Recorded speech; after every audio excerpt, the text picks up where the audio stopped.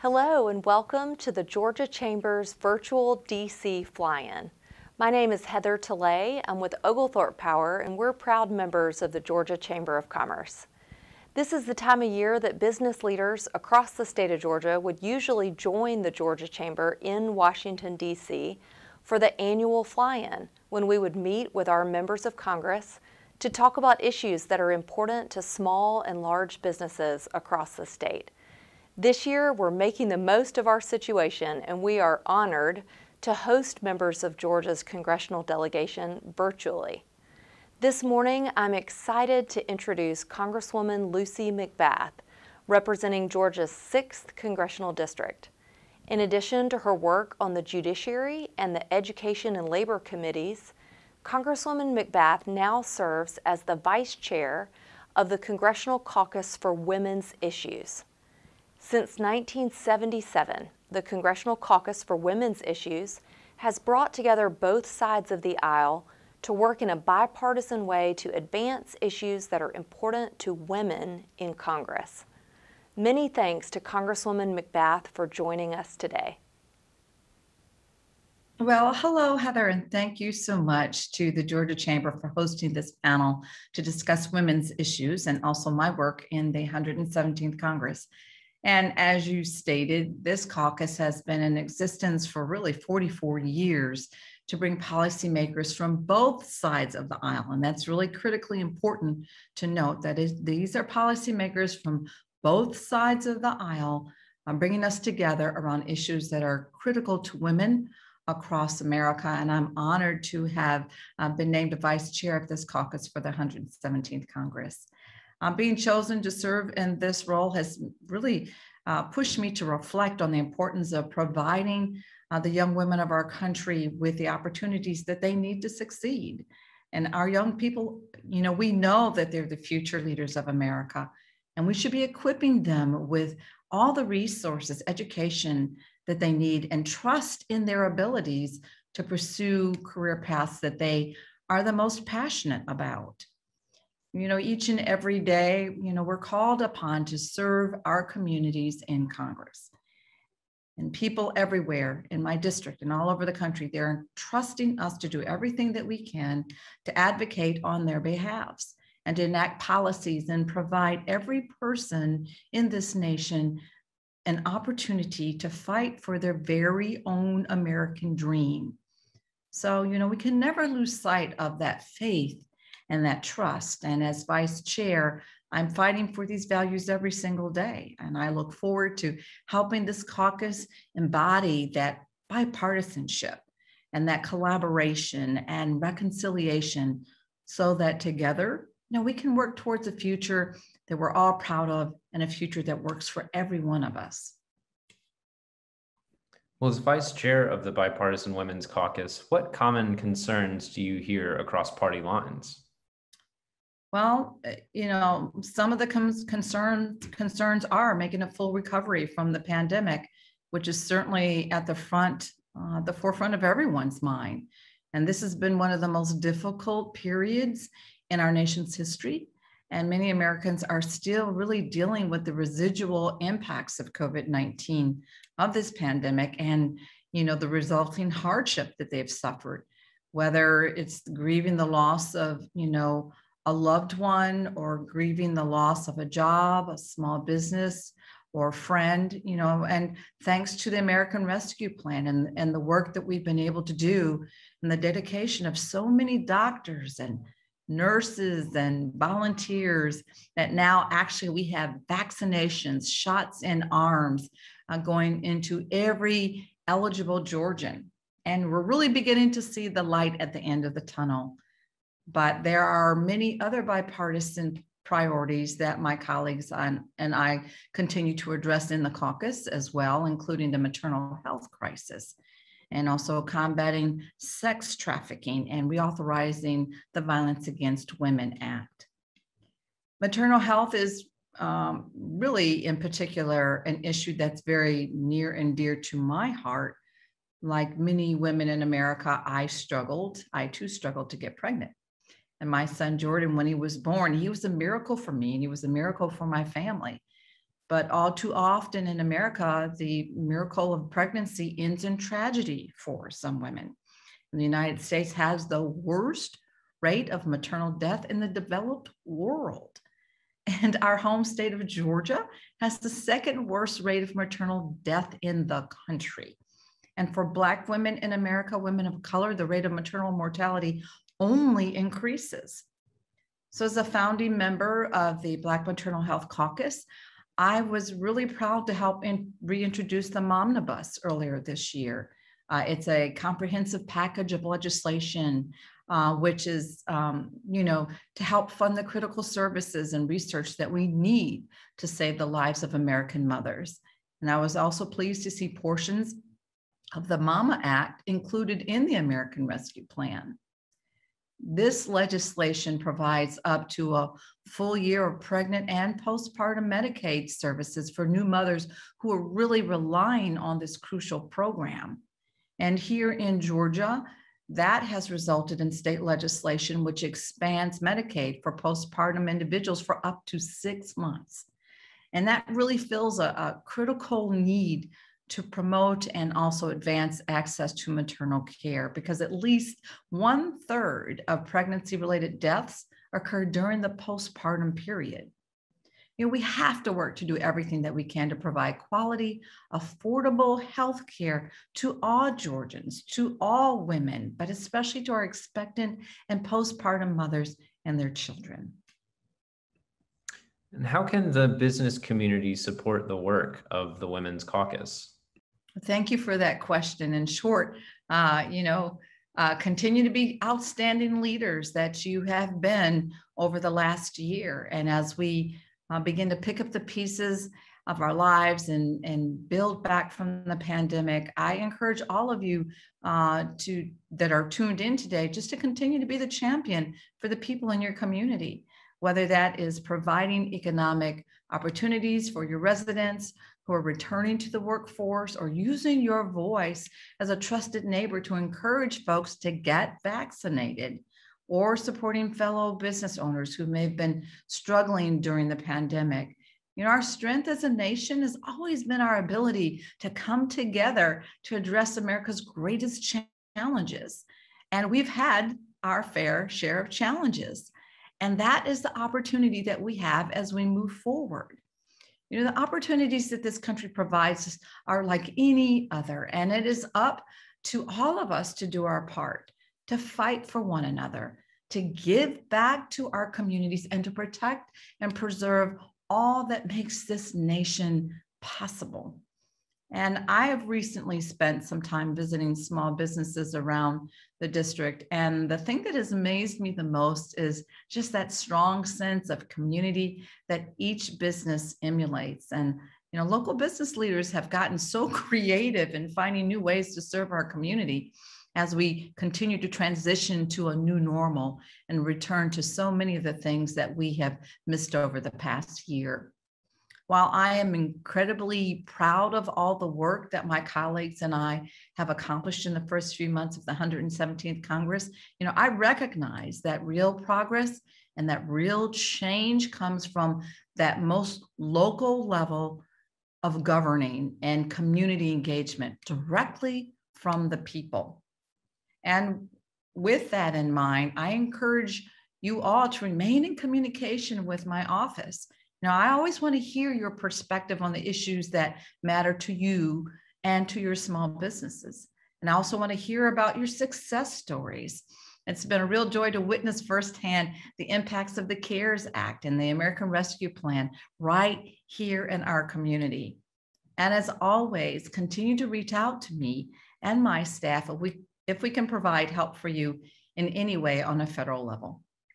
Thank you once again to the Georgia Chamber for hosting this panel and for allowing me to share some of my thoughts on the work in Congress that I do, and that I find it a joy and an honor to do every single day on your behalf. It's a joy to represent the 6th Congressional District of Georgia, and I'm so hopeful that we can continue to work together in person, hopefully on our next gatherings. I really look forward to that. And if you haven't yet, please, please, please get vaccinated, and make sure that all those in your in your sphere of influence know that they can get vaccinated. And, it's quick, it's free, it's easy, and it'll keep us moving forward on our path to recovery and defeat the COVID-19 pandemic. Continue to take good care of yourselves and keep up all the phenomenal work that you're doing in our community. And again, thank you so much for your service, and God bless. Continuing on our topic of women in leadership, I'm so pleased to be joined today by new Congresswoman Carolyn Bourdeaux from the 7th District to discuss women in leadership.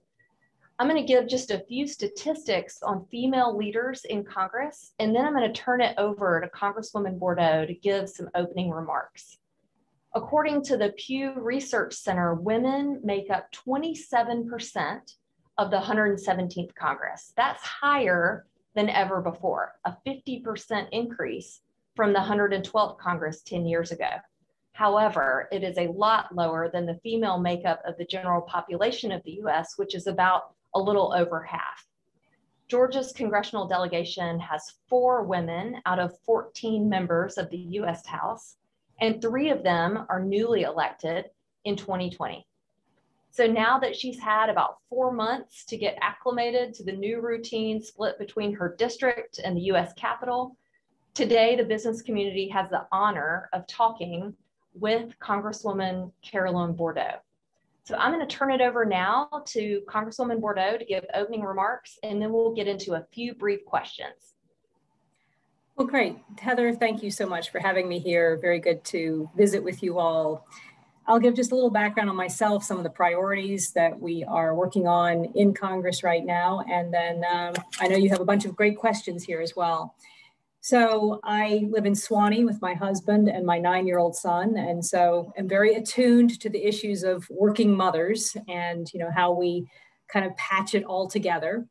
I have really spent my life in various public service roles. In my early career, I worked in Washington on the Hill as a legislative aide for Representative and then Senator Ron Wyden, and worked on a host of different issues with him, everything from women's health to transportation and infrastructure. And learned a lot about public policy from him. And one of the key things, though, that we always worked on was bipartisanship, actually. And every single piece of legislation that I worked on had a Republican co-sponsor. And that was something that Wyden was very proud of, that he built these coalitions to get things done for people. After working for him, I went back, I got a master's and a PhD in public administration with a focus in public finance, and came to Georgia in 2003 to teach at the Andrew Young School of Policy Studies at Georgia State.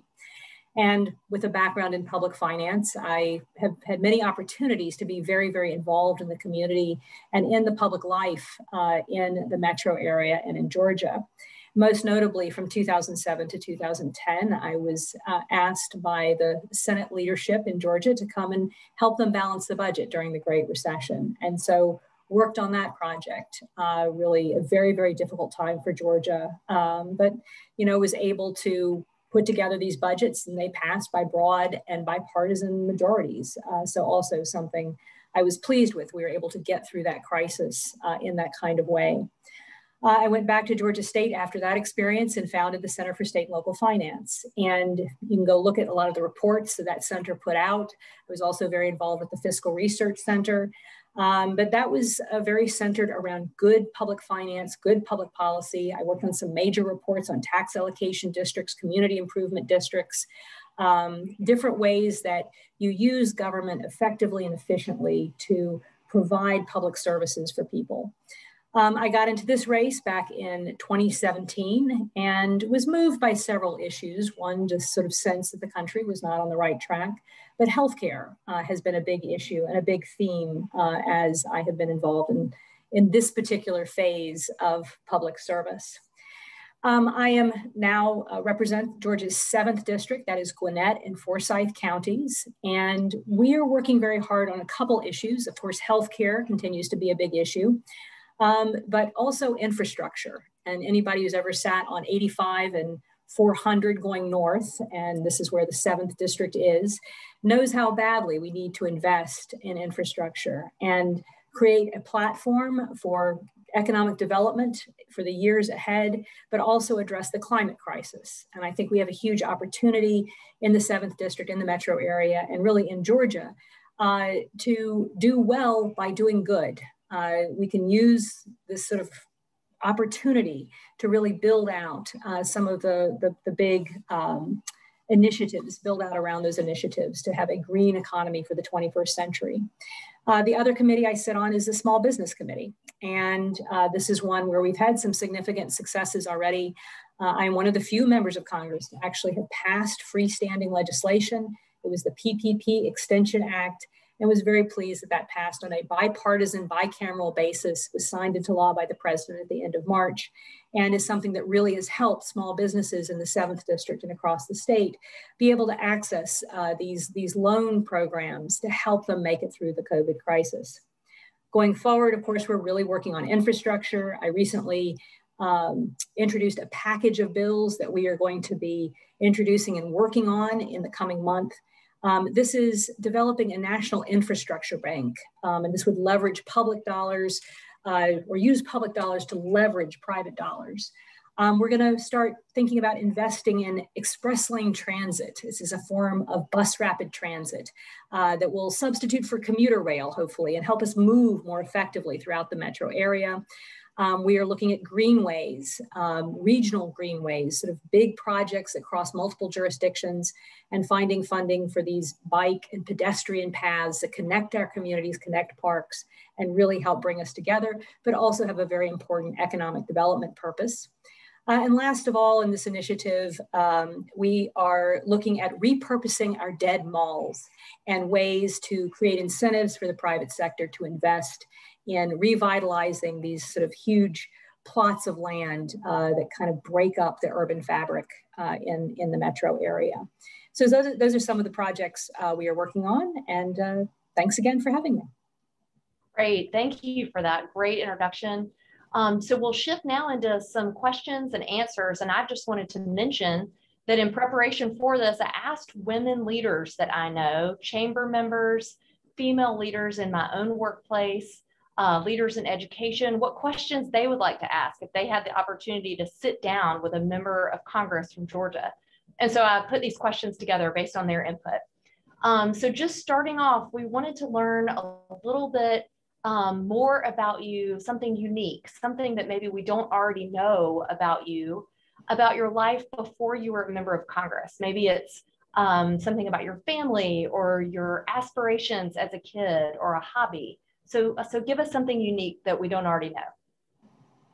Sure. So one of the most unique things that happened to me was that when I was in high school, my father, who was a college professor, a teacher, he actually was a professor of education, so taught teachers how to teach.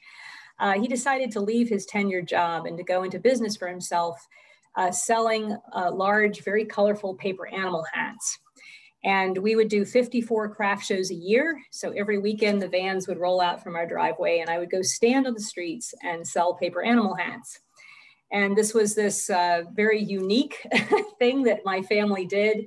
And the business would ultimately fall apart. We would hit the recession of the early 90s and the business went under and we lost everything and went through a very, very tough and dark time in my family's life. But also it kind of unleashed this sort of creative energy in my family. And we would go on to do all sorts of interesting and entrepreneurial things. My father would go on to work on education reform in Virginia. My mother went on to be a principal of a major high school in South Virginia. And here I am running for Congress. So I think that entrepreneurial energy and just taking some risks, trying to think outside the box was something that really came out of that experience. There's a lot of chamber members watching this, I'm sure, that can relate to that entrepreneurial spirit.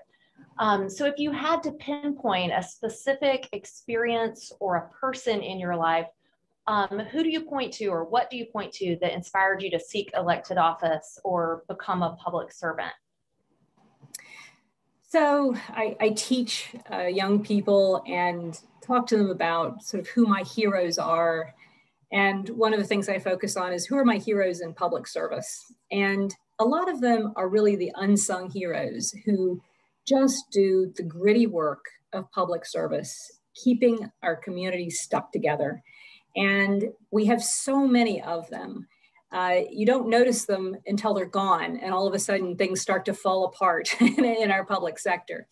But one of these people who I have often looked at and thought was a role model for me was Alice Rivlin. And you may not have any idea who she is, but she was an economist who became the head of the Congressional Budget Office. And this is the office that does the scoring around all the tax policy, all the healthcare policy, and it provides the numbers to Congress. And what's really important about what she did is she established this Congressional Budget Office as nonpartisan, as the place people go for the real numbers, the real facts, whether you like them or not. And to this day, the Congressional Budget Office has that reputation that she helped create, that it doesn't matter what party is in charge, they will produce the best numbers that they can based on the evidence. And that really has helped, in times that are very, very partisan, provide some basic groundwork of numbers and facts that people can work off of.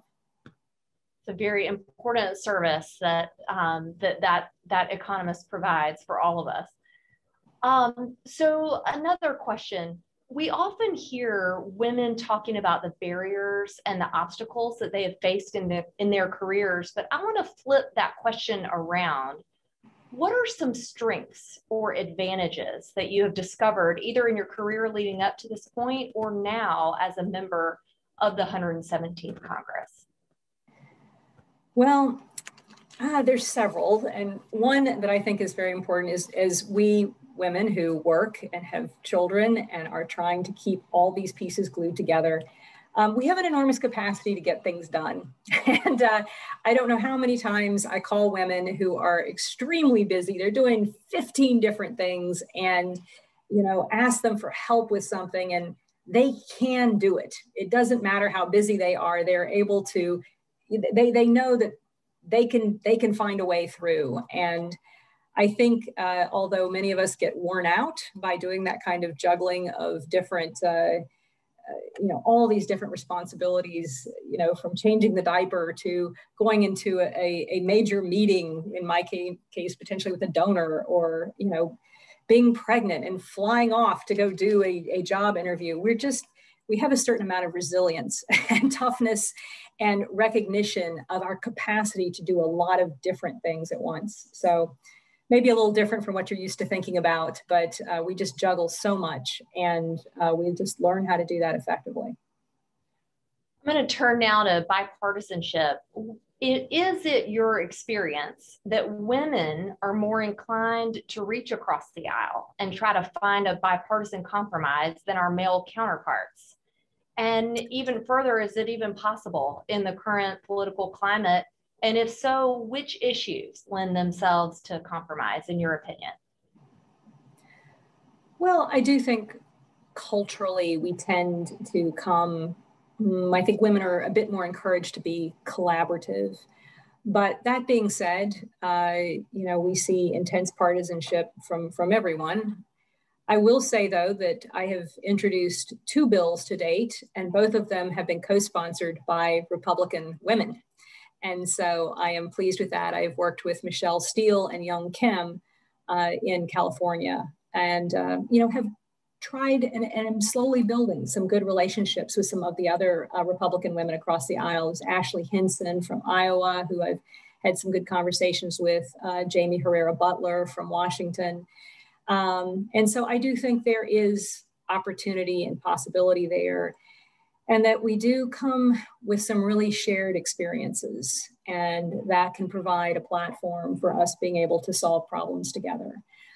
The places where I see the most opportunity for bipartisanship are very much around the infrastructure and small business spaces. And so when I worked with Young Kim, that was on the PPP Extension Act. I worked with Michelle Steele on a tax credit to help businesses improve their ventilation and retool there. And we are also seeing some good hopeful signs around infrastructure. And I am hopeful we can bring people together to have a bipartisan infrastructure package as well. So you mentioned some of your priorities in your introduction, but specifically as they relate to small businesses and large businesses, the employers, the job creators in the 7th Congressional District. Can you tell us what your biggest priorities are that would match up with the Chamber's biggest priorities as well? So I am having ongoing conversations with the business community, have spent a lot of time with the Forsyth Chamber, the Gwinnett Chamber, the Hispanic Chamber, as well as just independent meetings with the small businesses really all across the district. You know, our first priority was getting them through COVID and making sure that everybody has the resources they need to make it through this period of crisis and then come out strong on the other side. And so major projects we've worked on, right, are the Paycheck Protection Program, the PPP program, and that extension. We've been involved in the Restaurant Revitalization Grant Program and have worked on spreading the word and making sure everybody's ready to take advantage of that grant. We've been involved in the Shuttered Venue Operations Grant, working with our entertainment centers, our theaters, to make sure that they're able to access those funds. And then there's also the EIDL Economic Injury Disaster Loan Program that we are working on. So that's kind of one piece.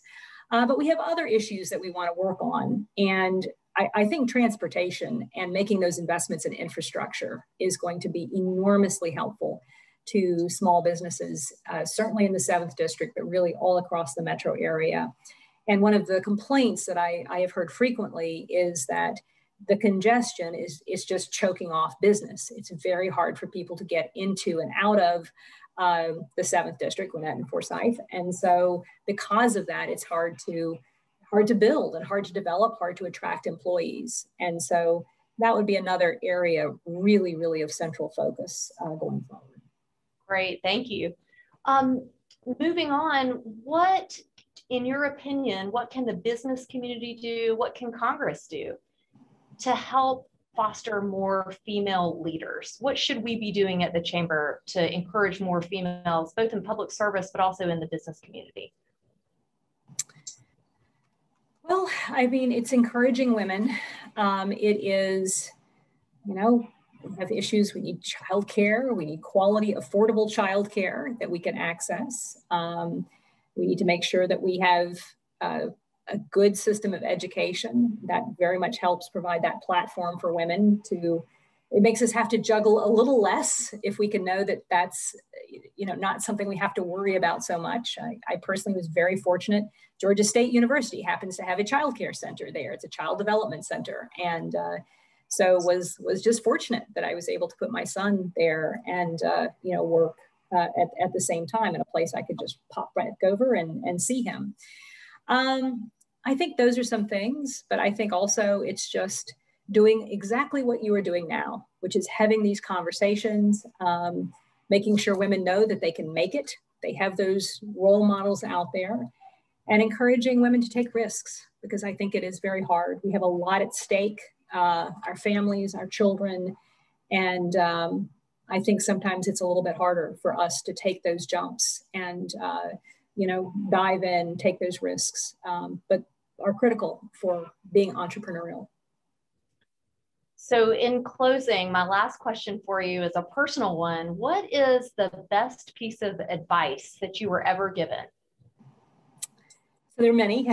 And, you know, my father, who was just this wonderful teacher. And so he would always say, you know, you're never going to be the most brilliant person. You're never going to, you know, be the fastest runner. But what you want to be is really competent. You want to be very, very solid at everything you do.